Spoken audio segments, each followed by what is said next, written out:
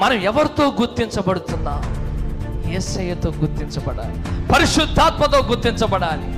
బ్రన్హామైట్స్ గా పిలువబడడానికి నేను ఇష్టపడట్లేదు, కానీ నేను క్రీస్తు దాసునిగా పిలువబడడానికి ఇష్టపడుతున్నా. నువ్వు కూడా క్రీస్తు కుమార్తెగా, కుమారుడుగా నువ్వు పిలువబడాలి. మన పేరు బ్రన్హామైట్స్ కాదు, మన దేవుని పిల్లలు. హల్లెలూయా. బ్రన్హాం అనే వ్యక్తి 7వ సంఘ కాలానికి ఒక నక్షత్ర వర్తమానికుడు.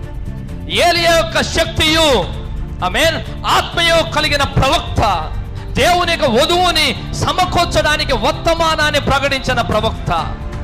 కానీ ఆయన ఆరాధనకు అర్హుడు కాదు, ఆయన ఘనతకు అర్హుడు కాదు. ఎందుకంటే ఆయన మన వంటి మనుషుడే.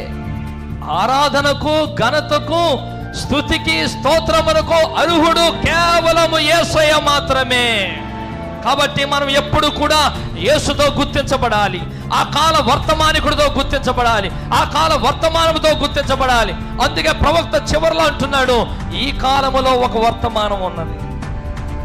ఆ వర్తమానము బ్రన్హాం గారు ఒక వర్తమానం కాదు, సింహాసనం నుండి నేరుగా వచ్చిన వర్తమానం. బ్రన్హాం గారు అనే ఒక చిన్న పాత్రలో ఆయన నివసించి ఈ ప్రపంచానికి ఒక ప్రేమ సందేశాన్ని తెలియజేశాడు. హల్లెలూయా.